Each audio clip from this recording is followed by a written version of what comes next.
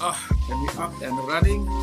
Greetings, everybody. This is Wesley. Welcome to the Art Lexcia podcast. This is episode 185. And if you're in South Africa, the recording of this episode, at least, is on June 16. Yeah, um, it's crazy. I used to do a lot of stuff on this day. It's interesting how over time things change. But these days I prefer to do podcasting on on this holiday. But anyway, today we're talking theater again. One of my favorite topics. We are talking about it, and also in connection with the Grahamstown Arts Festival, or at least National Arts Festival, like it's now called. But let's all get into it. So first of all, Beata-Belle, is it Wessie or Wessie? Good morning. Welcome, my sister. Good morning. It's Beata-Belle Wessie. Beata-Belle Wessie. Okay, pardon for that. Sorry for that. It's all right. Is there a delay on my side? Just with the recording? I don't know if it's going to clear over time. Yeah, it will. So. Okay, but we'll just work with it. So yeah, man. Right. We're talking about the play called and again, excuse my pronunciation, Molora, right? That's the adaptation of one of Yale Faber's plays. Yeah, man. So just take us through the play, because apparently the play was done you first did it in February at the Beata-Belle Festival, and it got good reviews and apparently standing ovation and all of that. So just take us through about what the play is about, where it started off, and we'll unpack everything bit by bit. All right. So Molora, as you mentioned, by Yale Faber, is an adaptation of the trilogy Oresteia. In that play, Orestes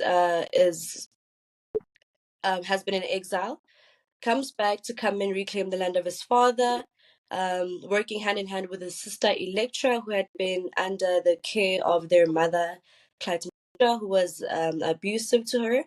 So he comes back from exile to come and reclaim the land, as I've mentioned, and succeeds, murders his mother, however, is then placed in front of a jury by the gods to determine his verdict, because at that time they were trying to change how things were done in terms of repercussions, in terms of retributions at that time in the story.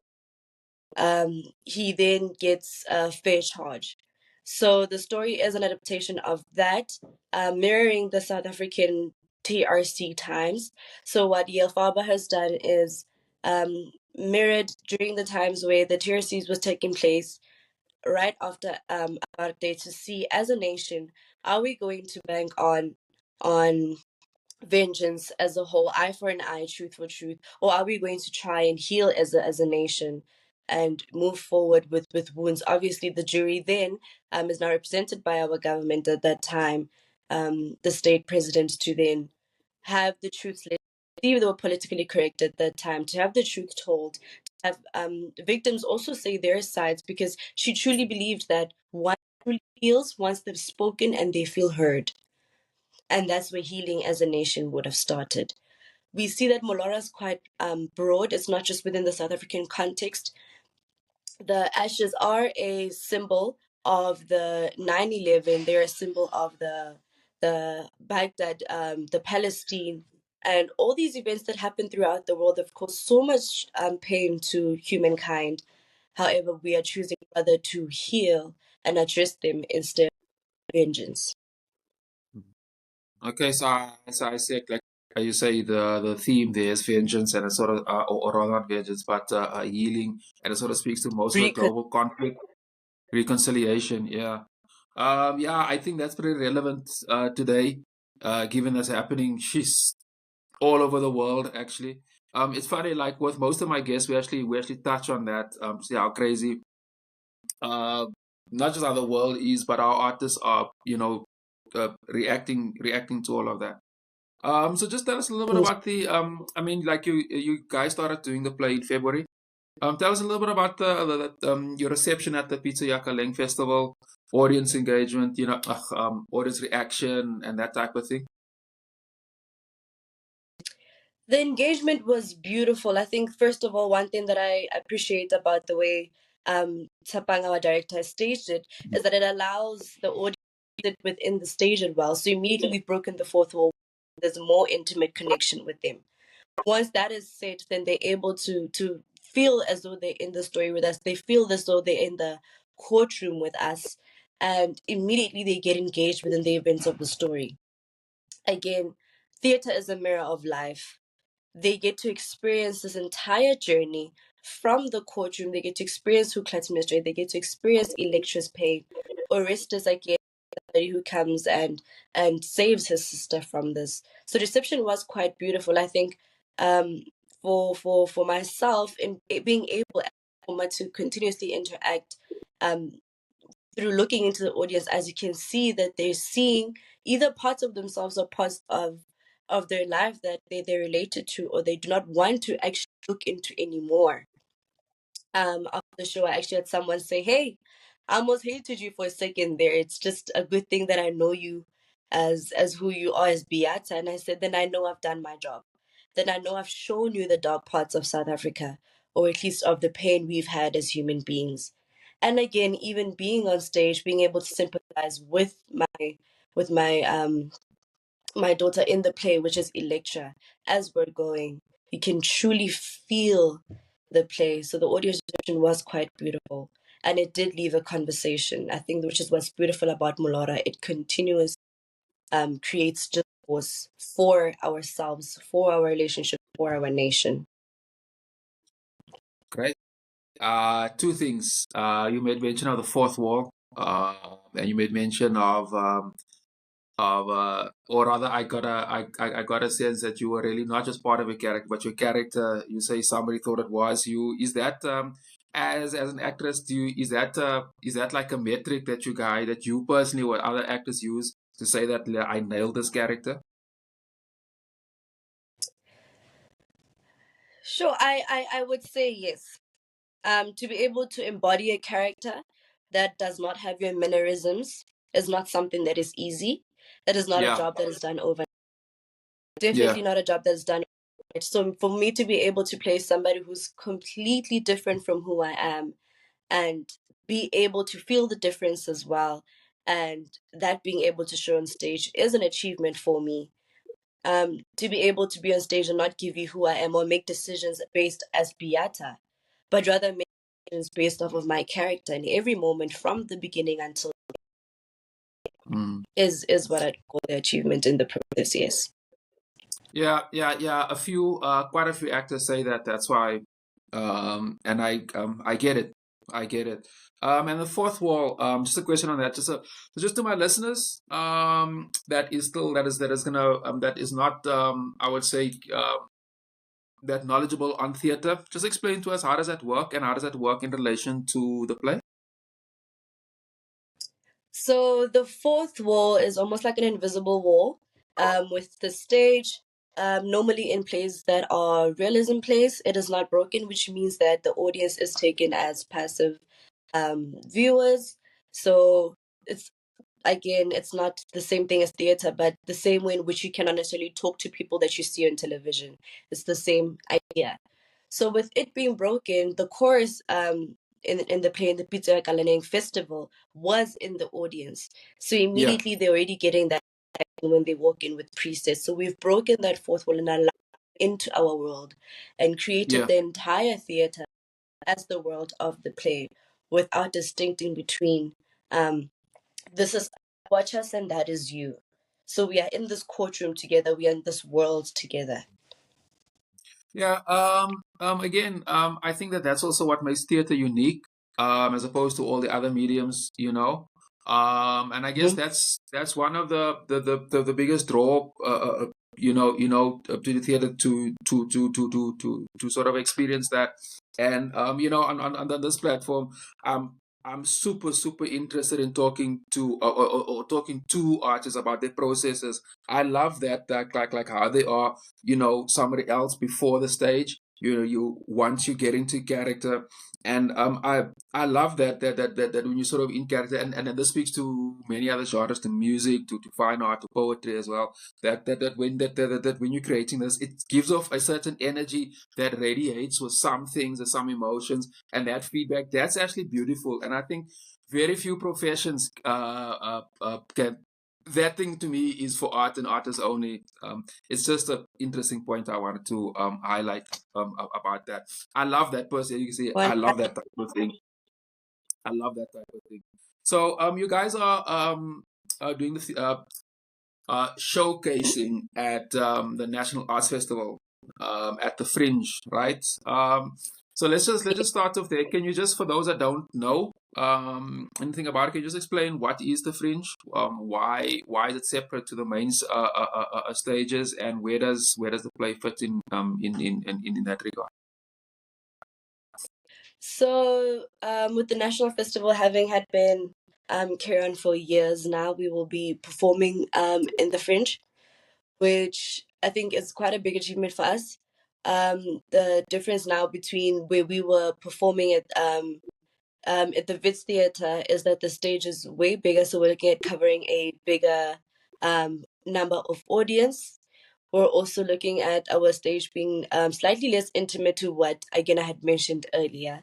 So that is quite interesting, and I think the beauty with the Fringe again is that other plays that take place during that day. So it's beautiful to be a Mhm. part of culture that has been sustained for so long within the arts by the National Arts Festival. Like you said, at some point it was called Graham's Festival. So we see how it's evolved over time, but the culture has remained the same.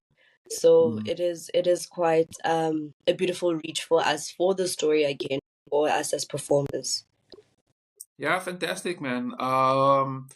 I know it's happening towards the end of the month. But I just thought about, can you take us through the cast? Who's the various cast members? And what roles are they playing and so forth? So with the cast, we have the main characters, the main three. We have Orestes, which is played by Voyo Zulayo. We have Electra, which is the daughter, which is played by Kiratile Bikicha. And then we have Clytemnestra, which is my character, played by Beata-Belle Wessie. And with the chorus, which represent the um again, which the mirror of the jury at that time in the Greek play. We have Asibonge, we have Asibonge Ntuli, we have Kwandu Kuhlokoba, we have Musampongo, and we have Robile Ngulu. So that is our chorus. However, again, sharing the stage with us, we have the musicians. So we have Juliet Love, we have Itabreng Machobane, we have Motaung, and we have Phoebe Ngaji. Sorry, mother Yeah, do tongue there. Sorry, but Phoebe you again remember all the playing part names? of the chorus as well. Fantastic, I man. sincerely pronounce her surname well. I know, like I said, this platform is for artists, so it's for artists. So that's not a. But I was gonna say, like, you remember all the names. That is, look at a piece of paper, or anything like that. That means, I get a sense of, like, you are a very tight outfit that you all know each other, get along. That there's some synergy between the artists. I'm getting a sense of that. So just explain to us the musical element. What does the musicians do? The musicians have composed again hand in hand with our director. They have composed a couple of songs as well as adapting some of the songs. So the chorus sings. They also pray, as that is something that we find again is a part of our healing spiritually, because the play again does go past just the mental, the emotional, also goes for psychologically and spiritually. They so we have Tabiso on keys. We have Itabreng as our percussionist. So they build up and they help to enhance the sonic experience of the play, because again, the beautiful thing about the not necessarily just one soundtrack going. You're building up this anticipation with us. You're finding out these things, you're finding out the sad moments, you're living through the happy, the little bit of hope, towards the beginning, the end of the play, wherever it may be. They're helping build that experience for us. Again, the play is an adaptation of Molora, which means that we are using physical theater again to tell this play, which again, it's beautiful to have the musicians there. The solos are created again hand in hand with them to hit the nail in some parts of the songs. Same thing with the duets. We know that, okay, with those ones, would it be slower here, faster there? It's a beautiful addition. I think also with the cello, Juliet plays the cello. It's Oh, beautiful to see how okay. the classic musical element is still kept while again being infused with traditional elements, which is what you find in our country after um, the apartheid regime. It's who's left of us. So intertwining those elements and having them be a part of the play has truly been beautiful as a musical sonic component. Interesting. I'm gonna ask you something now. Just try your best to, explain it as best you can. How does the set actually work? Where the musician sort of placed. How does the music? You say that you think of a cello. That's a huge instrument. How does that sort of, what is the choreography between the actors and the musicians, and how does it all, how does it all work together? So with the way it was staged with the Pizza Kalaning, which is slightly going to be different with the fringe, because again the theater is different. With Pizza Kalaning, we had the courtroom, as in the tables on the stage, so that's where the testimonies happened. And we had the audience sitting on my right, which is their left of the stage. We had on the opposite end, on the other side of the stage, the musicians were there. So again, they were also forming part of what would have been jury at that time. Also creates that closeness and that bond. And then we have the chorus sitting in the audience, which again also helps in terms of covering, almost like of that vocal covenant that happens that reaches throughout. You can feel the chills when they sing right from the bottom of the stage with them being at the top. And as much as the musicians were on stage, there was still that synergy between them and the vocalist, as well as the synergy between us, the performers on Yeah. stage, when we have to moments where we have to be moving and acting. The bond is also then still kept, and the synergy is still kept within the piece. So almost as if it's like a circular string, just threading through. I get it. I get it. I get it. Thanks. Thanks. Thanks. That was, yeah. I mean, again, like I try to, try to get as the artist to explain as best they can, and that's just for the audience, so the audience can, so if they don't get to see the play, by listening to this, they can at least get, some form of visual about it. So let's get into the, I guess the. Uh, times, dates, and so forth and so forth. It's taking place from the 26th of June till the 3rd of Yes. July. And I see there's an age restriction. But before we get that, explain to me.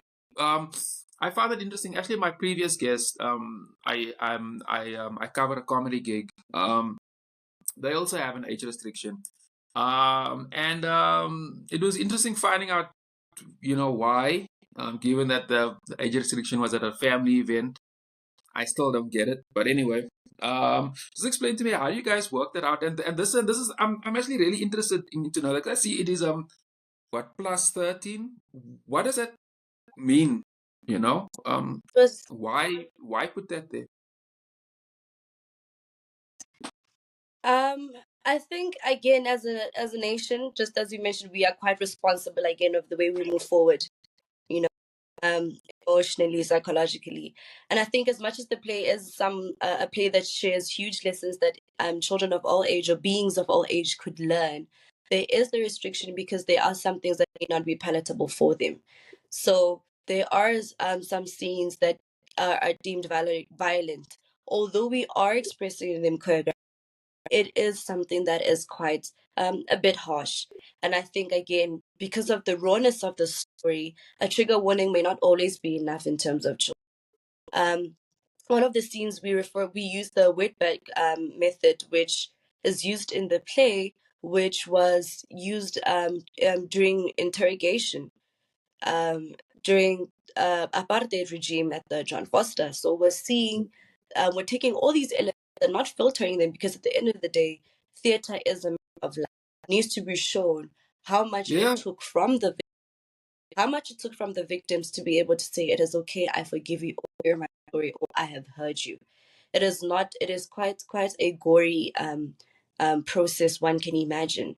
So it is a responsibility as theatre actors to show, theatre practitioners to show the world that.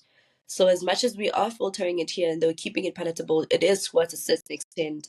And I think, as much as I'd love for little ones to learn the moral of the story, it would be beautiful for them a time in which they can grasp fully what is happening and the magnitude of the events happening and how much of a role they play in our lives.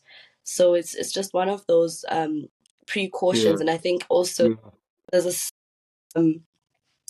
maybe without it being said, just a slight trigger warning, I guess, to some of the audience members to know what they're expecting. Yeah, just this is sort of off topic-ish, but I'm gonna get back to what we're talking about very quickly. I've also just noticed, just in covering a whole bunch of I find sometimes people try to please or appeal to too many people, try to filter or to dilute whatever metaphor you want to use the art to try to please to a bigger audience. That is just capitalist mentality over there, if you ask me.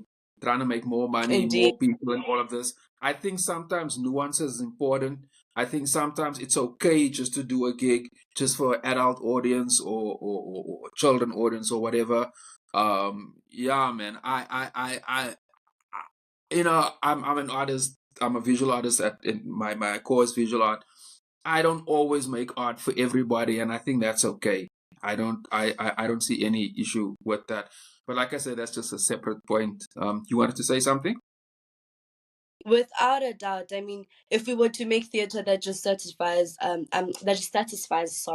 everybody, then where would we truly get? Then we wouldn't mirror the life in which we claim to mirror. There would be no truth, because again, I'm telling you what you want to see, what you want to hear. So I completely agree with you, and agree with you in that our audience reach will differ per show. You know, I think we're fortunate enough to have one that deals with something that affects the nation, or that has affected the nation, and has a ripple effect on our generations emotionally as well. So, yeah, let's talk about the dates and those type of things. So, like I said, it's from the 26th of June. Are these matinee shows or the evening shows? And you say there's a whole bunch of other productions happening at the same time. Can you just tell us a little bit about that? Yes, so we will be performing, as I've mentioned, from the 26th until the end of the festival. We will be performing at different times. One can check the dates on the National Arts Festival, the times for each day on the National Arts website on the fringe. It is Molora. It is 100 rand a ticket. The show is at different times. We have some morning shows, we have some evening shows as well. And yes, it would be lovely to do. And as you did mention, yes, shows are running at the same time. It would be beautiful to have people also support the other shows and watch the other shows. It's beautiful in yes. So is there sorry, finish up. We will be having different times, so one can get a chance to definitely watch us more than once. So yes, for sure. For sure. I was going to ask something which I'm also kind of interested in. The payment systems and all of that. Is it cash only? Can you buy it, via CompuTicket or any of this, or is there a new form of payment method to attend the shows? You can definitely buy the ticket online. You can create a profile, add the ticket to your cards, and pay it off there. Okay. Again, just a side point on that. Like, also something that I cover here extensively is how artists and technology. I've started a tech company myself, and we're doing whatever we're doing. So like selling of tickets, and this actually leads to my next question, and we're sort of wrapping up here as well. Like yeah, anyway, payment methods and something that's something I'm just interested in on my own. I know that with the Wits Theatre, actually quite a few productions that come from Johannesburg after the Grahamstown Festival. They usually have another run in Joburg, usually towards September-ish, later on in the year. I know they always try to rebrand that festival. Is there going to be something like that for this production, or is it still too So, early to fortunately, we will be having a preview before we head off to the festival. So, Friday the 20th is the date that is set for the preview. More details will be on the Wits Theatre page and the WIZOA, the Wits Theatre and Production Instagram page and website, the Wits Theatre website. So we will be having a preview before we go off, just to it all starts at home, truly, to be able to say, this is what we're going with. Thank you, everybody, for supporting us during the festival. Um, Again, the play has been extended compared to what we had in the beginning of the year again. So it's beautiful to just say thank you. Here's a taste of what we're going to be performing at the festival. So I'm not quite sure in when we come back. However, we do have a preview of the show before we head off. For sure, for sure. And just one more detail I see, I wrote it down here that I didn't mention. The production will be at the St. Andrews Hall in Makhanda. I forgot to mention that. Yeah. And you say it's a bigger venue, right, than the one you had in February? So you're expecting a bigger audience and all of that. But like, yeah, man, all the best with, yeah. Sorry, you wanted to say something? No, I'm saying Oh, okay. I know. No, it's all good. It's all good. Like I said in the beginning, this platform we cover all of that type of stuff. This is for art by artists. Um, Beata-Belle, thank you very much for coming through, my sister. This sounds really cool. And just to highlight a point I mentioned in the beginning, that today the recording of this episode is on June 16. There is so much conflict. In fact, every morning I feel there's a new conflict that you can't keep up with it. So it's fascinating for me how artists react to it, how artists are adapting to it, how they are speaking against it. Because if you even go further back into like post-apartheid and now this post-COVID world, I'm fascinated behind stuff like that, and especially how audiences react. I'm particularly interested in how artists are using technology. So, like what I'm doing on my own is try to creating like sort of a broadcast, a platform where you can broadcast these events online and stuff like that. But that there's obviously a conversation for another day.